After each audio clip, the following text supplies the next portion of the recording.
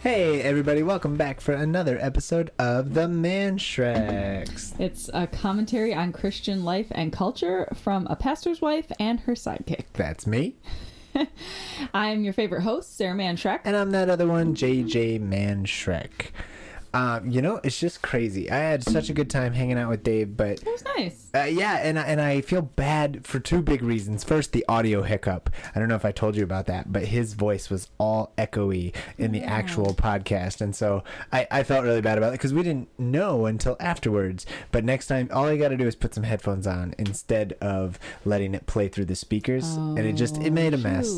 That's a bummer. It was still really fun. The other piece was he was so much fun to talk to that we went way long. Like, listeners, you need to understand, like, I cut whole topics out because It was a good conversation, yeah. Yeah, it was really good to connect with him, and we had to cut a ton of it out to try and keep our podcast to a reasonable length. But we loved having David on, and I am looking forward to having him back sometime soon. Yeah. So that was really, really fun. So that was our very first guest. Yeah, thank you, David. So yeah, that was really fun. All right, but let's dive into it because we have so many interesting things. This might be the most fascinating podcast episode we've ever done. Oh, okay. Because I have literally 3 or 4 big things that are like, I'm just so excited to talk about them. So, do you want to approach the news desk? I would like to approach the news desk. Woohoo! You go first. Okay, so my first story tonight is really interesting. Actually, I've never heard of this type of thing before. So, a blind skateboarder breaks the Guinness World Record with a 50-50 grind. What? Okay, so there's this guy that he's a skateboarder, but he's legally blind. So the interesting, right? I know I have so many questions, but the interesting part of this story is actually both of the stories that I brought tonight are both Michigan native people. So they're people from Michigan. Shout out. But this guy is a blind skateboarder from Michigan, and he recently broke a Guinness World Record when he performed a 50-50 grind on a rail for 22 feet and 5 inches. 22 feet. So he did a grind where half the board is on either side for 22 and a half. I played Tony Hawk Pro Skater. I know what a 50-50 is. Yeah, so his name is Daniel Mancina, and he's from Royal Oak, and he's actually our age. Whoa. He's 35. He said he started skateboarding when he was 13, when he was diagnosed the same year that he was diagnosed with retinitis pigmentosa. Oh. And apparently it affects the light-sensitive layer of tissue in the back of the eye and often leads to complete blindness. Whoa. So this guy's been skateboarding for over 20 years now. And he knows how to do it because he started doing it before he became fully blind. Cool. So he says he really relies on his cane to scan the environment, especially before he actually skates the course. Yeah, you got to know when you're hopping up. Right. And he says that he does that so he gets a good idea of his surroundings. Wow. And then he's able to start skating knowing what's around him. So he says that he was skating with only minimal sight in one eye, and now he is completely blind. But that helps him. He can still update his technique as he learns how to adapt with his condition. Wow. And he's like, I get my favorite trick changes all the time. I'm obsessed with one trick for a while, and then I move on to new ones. I really love skating the flat bars the most. Man, so apparently the category that he won in is called IS2, which is a Guinness category for record breakers with visual impairments. Wow. So there's like a whole subcategory for... I mean, that's awesome still. I mean, I can't have full sight and I can't do any of those things. No. So I lost a skateboard in a lake once, so... I just... That's my skill set. I remember that story. Your poor brother. It was his skateboard, right? I said I could skateboard, and I went off in the pier into the water, and I bought him a new skateboard. I felt bad, but not still. a good sister. It's just impressive. It's so impressive. Wow, I just okay, so again, I also can do nothing. I went through that phase, like the punk grunge phase when I was in high school, bought the skateboard, practiced for a couple hours out back, got nowhere with it. I don't know. I'm not very good. I tried, and I didn't have anyone teaching me. I was just trying to figure it out myself. Right, of course. I could have reached out That's to some how friends. teenagers learn. Yeah, right? I don't need anybody to teach me. I'm going to do it myself. Yeah, it didn't work. Did not work. But I gotta figure when you're skateboarding, sight is so important to know, when, all right, now it's time to pop up the ollie to get up onto the board. How does he know? That's very impressive to me. I mean, I assume... I wonder if it helped that he was adapting to that sort of thing as he was losing his sight. Yeah. Like, Yep. he had the ability to test if he could rely on certain senses and certain things as he could still slightly see, and then as he started to lose blindness completely, he was recognizing like what were good signifiers and like, you know, things where he could rely on to be able to do the activities. I don't know, it's very interesting. That's so cool. And I just figure, actually, I wonder if nowadays, like if he's familiar with the course and knows when to jump up on stuff and do different things, I would imagine actually it would be less scary because you can't even see. Like if there's like, oh, this is really high up, or this is, oh, I was off balance. You don't really know. You know, you're just going. And you're sensing. That's impressive either way. I wonder if it would actually help you focus on your sense of balance, which is probably the key piece. Yeah, that's true. Your eyes are important, but I don't know if you know what you're doing. Yeah, kind of a Peter don't look down kind of a situation. Yeah, I don't know what that means. Peter don't look down? He jumped out of the boat to meet Oh, Jesus. Peter, yes, okay. The guy in the Bible. Oh my gosh. Is it weird that my brain went to Shrek and he was like, don't look Peter? down at the lava, No, it was a reference to the Bible, but you know, you're the pastor, so whatever. I think in terms of Shrek first and Bible samples second. You're a Mannschrecks, but that shouldn't speak to your knowledge of the Bible. I like that. Okay, That's good. anyways, what's your story? Okay, so mine is also a world record, which I felt bad. I was like, oh man, it's in the categories, that the 3 overused categories. But the world record piece of this is the least interesting part. Okay. A soccer team plays a game in zero gravity. What? So a zero gravity soccer game breaks world record at 20,230 feet. So the world record is they played soccer at the highest altitude ever, which is like, who cares? They played soccer in space. That's crazy. And it's so cool. So Portuguese soccer legend Luis Figo, and a team of international players put their skills to the test in zero gravity to break a Guinness World Record for high altitude game of soccer. Now the world record part, I don't even care because who's competing for that? I didn't realize this was a category. Highest game played. So they boarded a plane specially outfitted with an onboard soccer field. So it was they played indoors on this inside a giant plane. I didn't realize those existed. You're right. And then flight took a parabolic path to simulate zero gravity for the game at 20,230 feet.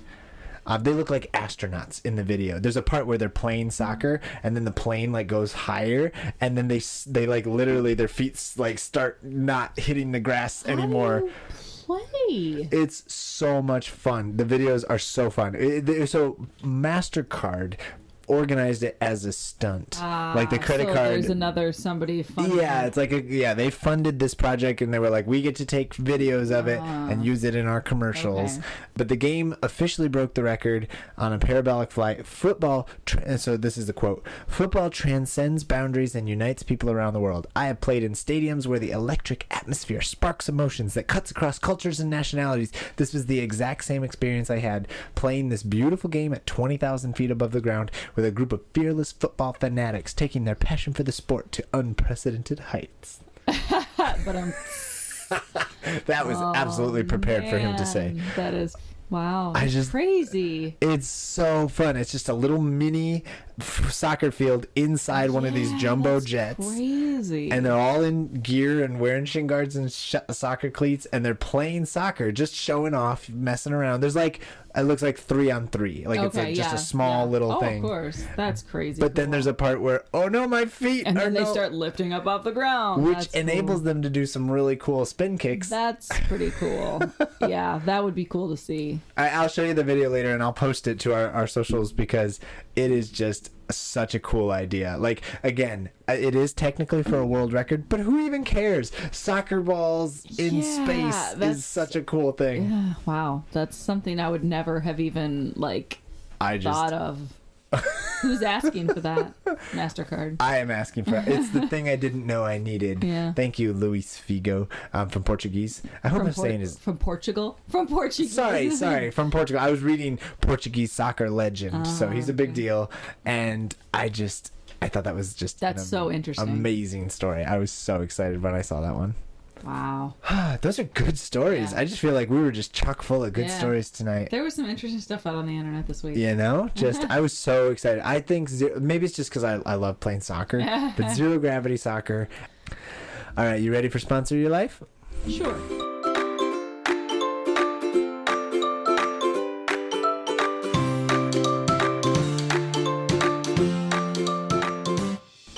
So I think this past weekend was just chock full of all of the fall activities, and the fall.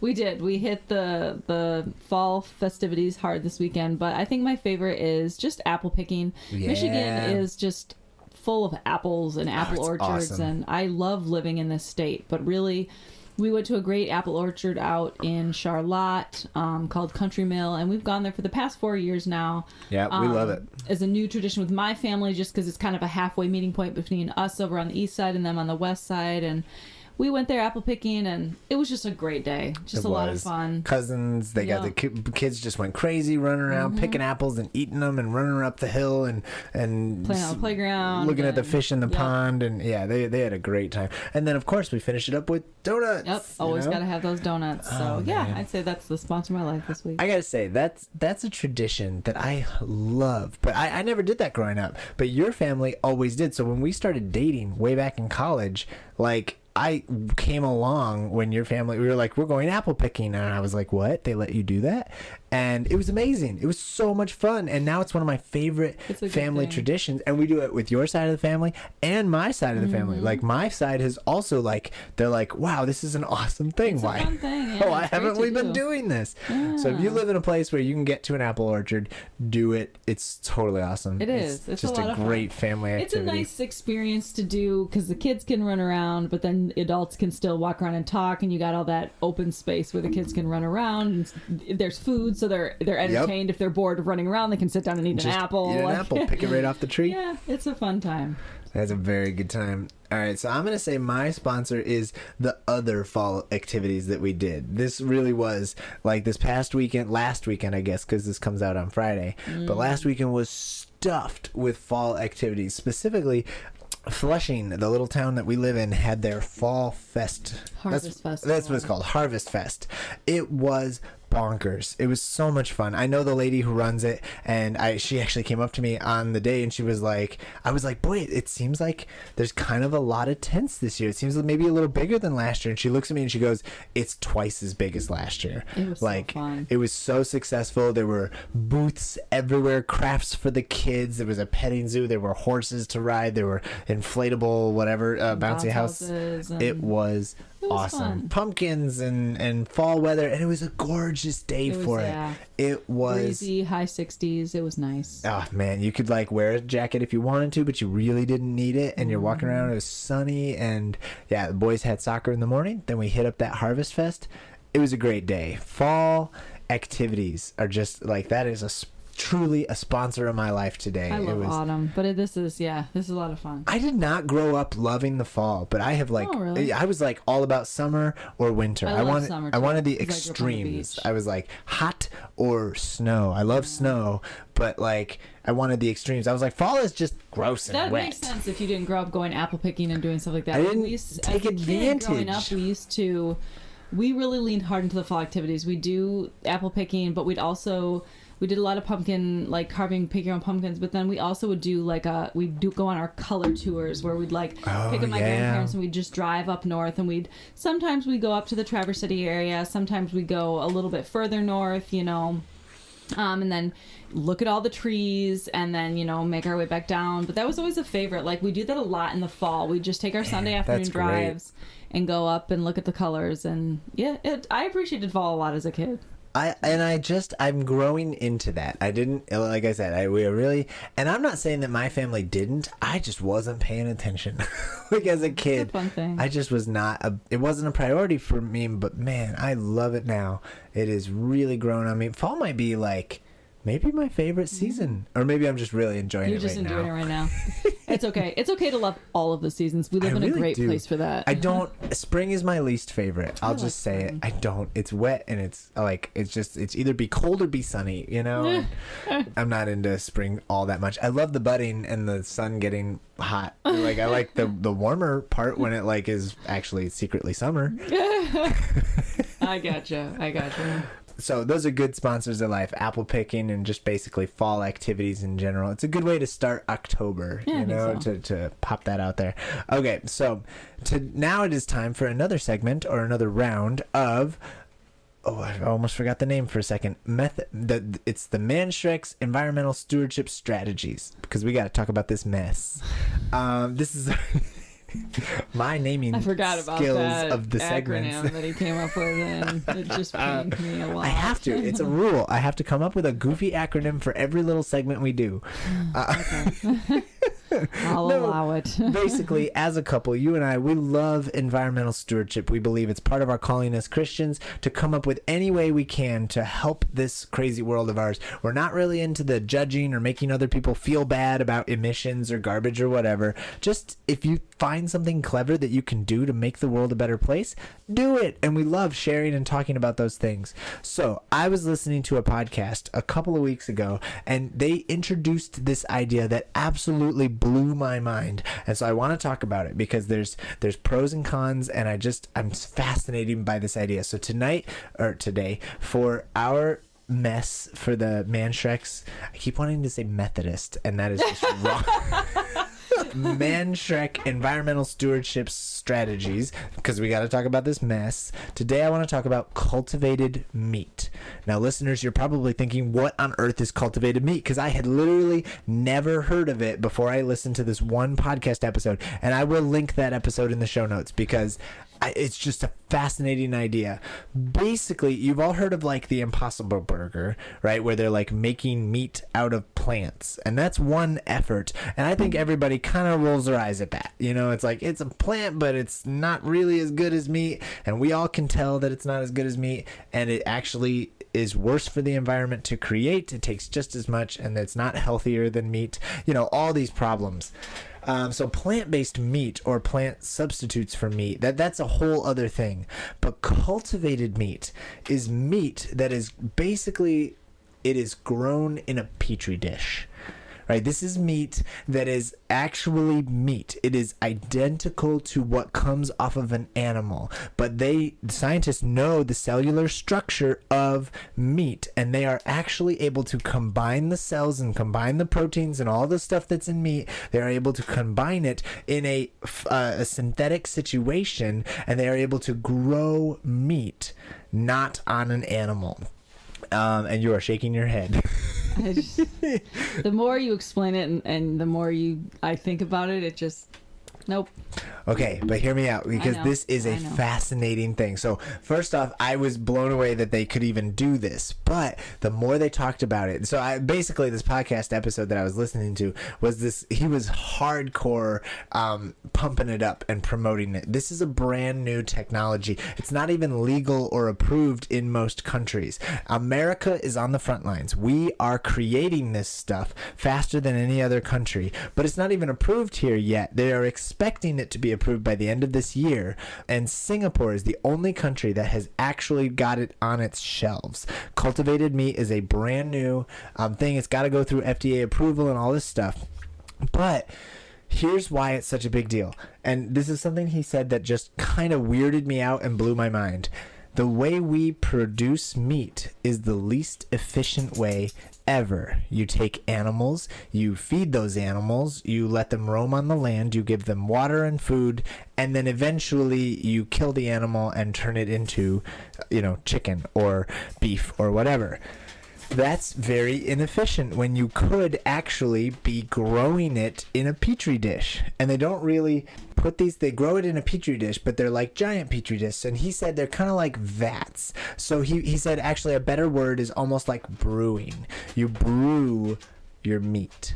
And he's like, they are able to brew everything. They can brew different types of meat, different parts of the animal, different, like they can do bacon, they can do all the different types of like cow meat and pig meat and chicken meat and all these things. They can grow them, and if you, with a finished product, you put it in the little cellophane wrapper and put it on the grocery shelf, it is indistinguishable down to the molecular level. It is actually meat, but it didn't come off of a dead animal. It came out of a petri dish or, these brewing vats or whatever.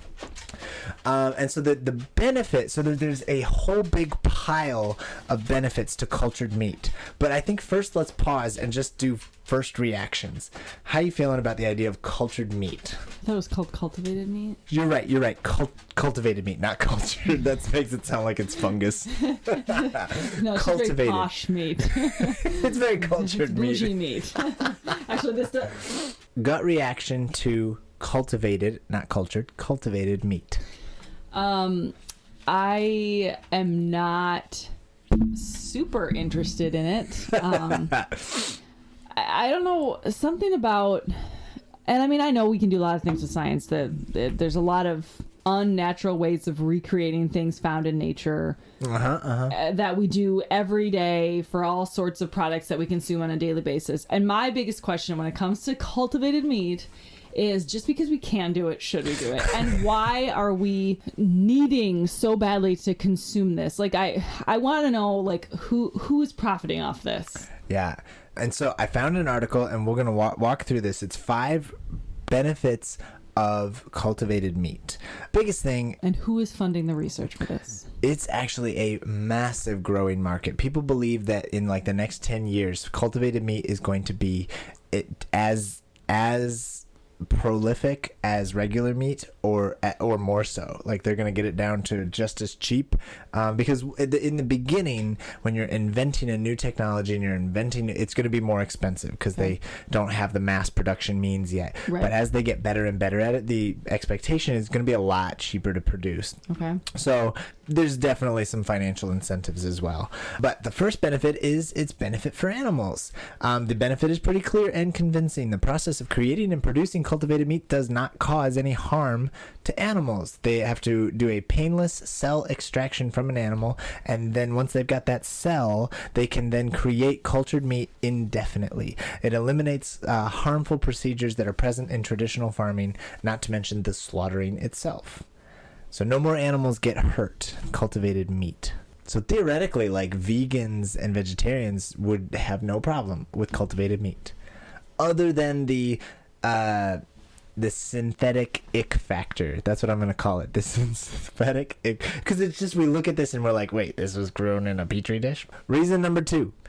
It frees up land. Livestock meat production requires approximately 70% of global arable land used for growing livestock feed. It's interesting. Livestock is not the problem. The cows are not the big deal. The food for the cows is what costs so much. They cultivate an enormous amount of, we have to make so many crops just to feed the livestock to produce the meat industry. Cultivating of meat cells can enable production of meat without needing to raise farmed animals, which requires smaller quantities of agricultural resources like land. Land use for meat production could be reduced by literally 99%. We can stop growing copious amounts of, in synthetically infused plant life. I was going to say, why are we feeding cows and other animals, especially ruminant animals, such large and genetically modified synthetic plants like corn and soy, which they shouldn't be consuming anyway because they should be eating grass? Yeah, and so that is not good for the cows, but to keep up with meat production, this is a way that we can stop doing that to our cows. Reason number 3, less water usage. Cultured meat. Oh, okay, it says cultured. I'm reading it right off the thing. I messed it up. It's cultivated, but it's also cultured meat production. I mean, that makes sense. You're growing something. Culture. It's like when you culture anything and it's grown. So it says cultured meat production uses considerably less water resources when compared to conventional meat production, which is killing animals, right? Like growing and killing animals. Research has shown that agriculture is responsible for 92% of our water usage as people. And just 1 kilogram of beef requires 15,415 liters of fresh water to produce just 1 kilogram. Cultivated meat water usage can be reduced by 82 to 96%. You don't need to water the animals either. This is the same argument as, what's the best way to conserve water and still have plant life? Well, just don't grow plants and we'll just grow them in a lab. What's the best way to have humans not destroy the planet? Well, we'll just stop having humans destroy the planet. We'll just grow them in a lab. Cool. Okay, so now we're all grown in labs and we don't have anything left that God gave us on this planet. I'm sensing a hostility. I'm not a fan. I'm not a fan. This doesn't sit well with me. It doesn't sit well with you. Number 4, accessibility to food. Our global population stands at more than 7 billion with expectations to surpass 9.5 billion by 2050. That means that more food will need to be made in order to sustain future generations. Continue on. Studies show that it will become impossible to raise enough animals to feed the entire population in the years to come. Consuming cultivated meat will increase access to food and as a result could possibly reduce world hunger. It uses a fraction of the natural resources used by conventional meat and does not require raising or slaughtering animals because those initial cells that are sourced can grow indefinitely. Cultured meat can feed our growing global population indefinitely. I just don't. Yeah. Do you remember the movie Snowpiercer? I don't know if you saw I've that. never seen it. Really? Okay, so it's kind of a gross movie, but they are future of the world. I can't really remember the premise. It's like the world is so cold outside that the only way to survive is to keep moving. And so there's like these bullet trains that go around the world and they never slow down enough to freeze. Oh. And on the train, they have these like little machines that spit out these food bricks. Oh, gross. Right? And the food bricks have enough nutrition to keep humanity going forever. But then they find out that the food bricks are made of, I think it's like bugs or something, that mass-produced bugs that produce fast enough to spit out these little bricks. And it's like, ew. That's gross. I think this is what it feels like. You know, it's like we're trying to create... I bet, I just thought of this. I bet cultivated meat is what they use, like, on Mars. You know, when they send the astronauts out there, that's what they're not going to send a cow to Mars, but they're going to send a petri dish or a brewer for meat. It's a handy way to expand life on other planets where there's potential for humans to survive, but potentially not something like animals. You know, if there's not a super habitable place and we can't guarantee that, this is an easy way to say, oh, well, we have the science and the technology, we could easily just replicate it over there. Well, and I think so the reason number 5, and this is actually where it really comes down to, is the reason number 5 is that humans love eating meat. I think the sustainable solution to the problem of the meat production industry is that we should eat less meat. But one of the points that they made on this podcast was, we've been trying to get people to stop eating meat for like 50, 75 years. We've known that, hey, the way we produce meat with these mass factory farms and then the agriculture industry that's propping up these mass factory farms and all the antibiotics and everything that goes into these animals, it's not good for them. And that isn't sustainable, and that's a problem. So the best solution would be cut down on the amount of meat we eat. But we don't. Like, humans just are not interested in slowing down meat consumption. The consumption is the problem, but I think greater is the process by which we are, like, the system is broken. Yeah. I think we can all agree. Well, and I love, so like a grass-fed farm with free-range animals, that seems to me like the best way to get your meat. You know, it's the healthiest, it's the most natural. That seems to be, and I don't mean to sound cliche, but it's like that's how God intended, you know, like for animals to be free-range and for us to eat them when they, you know, have grown up or whatever. But because there's so many people and our society is like so mass focused, we got to churn out billions of these things so we can feed, you know, all the McDonald's hamburgers to people, you know. And I just think, like, I don't know, like if we can't solve the supply problem with the people wanting more and more, needing so much meat, I do think that this kind of thing, it's a fascinating technology, but I do have that synthetic ick factor and also a little bit of the Jurassic Park syndrome, like just because we can, like, we don't know how this is going to go wrong. I'm just waiting for the petri dish to come alive and like do something terrible. I don't know. It's just so much of like, I mean, yes, you mentioned earlier, like, God created science and science is helping us do this, and what if this is what God has intended us to use science for or whatever. But like, boy, it doesn't seem like that's right. I don't know what it is. It's just, God created animals for a reason, and he, told us to have dominion over the earth, and, the animals are there for a reason. And it's just like that, something about growing them instead of using them like that. I mean, the animal was placed on this earth for Adam and Eve to utilize, and we honor the life that God has created in the animal by using it for its intended purpose. I think it's wrong the way mass-produced farms are. That's not cool. Slaughtering cattle and injecting them with all sorts of who knows what. Oof, the antibiotics that go into the those way animals. The milk industry is, and everything else, like chicken treatment and any sort of animal bred on a farm in a tiny space, that life is not being honored, and it is not healthy for you to consume that animal, and it's awful. But like, if you are buying from your smaller local farmer and you're getting your produce and you're getting your meat and dairy and stuff, like, I feel like that is the way God intended for things to be. Like, in a perfect world, we'd all be able to have our own acreage, and we'd be able to have our own means to, but we're industrialized now. Like, we don't live in an agrarian society. Like, but I do feel like there's a balance somewhere, and it just doesn't sit well with me that we're supposed to just be like, oh no, the supply and demand, the demand is so great, we have to be able to keep up with it. So we're going to do this by growing it now. Like, I don't know. I don't like that. It doesn't sit well with me. Yeah, I think it's going to be, so right now this is like a non-issue, right? It's not even approved by the FDA. I had never heard of it until you mentioned it to me. It's brand new. This is very cutting edge. It's legal in one country, but countries are scrambling to get on top of this. Yeah. The article and the podcast I was listening to, one of the things they said is right now US is at the forefront of this, and we want to be at the forefront of this because they think it's going to be one of those things that revolutionizes the multiple industries. Like, so for example, the majority of our agriculture industry goes to feeding cows. I didn't realize that, but the most of the crops grown in our country are not going to people. They're going to the animals that we then eat. The majority, I didn't know this either, the majority of the pharmaceuticals sold in our world, antibiotics, are sold to go into our animals. They go into our cows. And it's like, don't purchase these kinds of meat, people.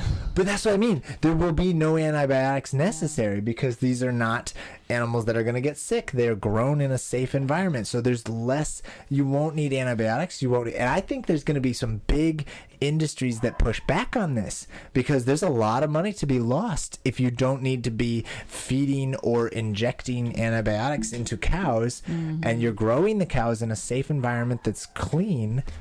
So anyways, I think it is going to be a fascinating conversation as we move forward. I'll be very curious to hear how people react. And listeners, if you guys, I'm just curious, what do you think about the idea of cultivated meat? Are you super excited? To hear others. Or are you guys feeling that weird, unease that we feel? I love things that are good for the environment. And I do agree that the meat industry is bad for the environment.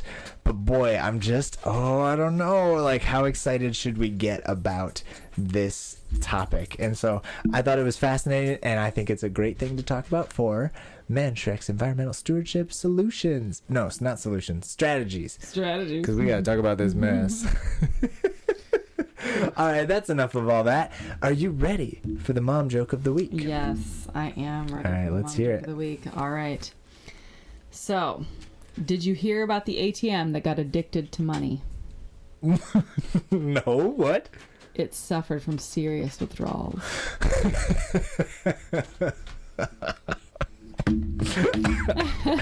Maybe. I didn't think it was that good, but apparently that was a real winner this week. All right, we'll see you next time. All right, take care. Thanks for listening.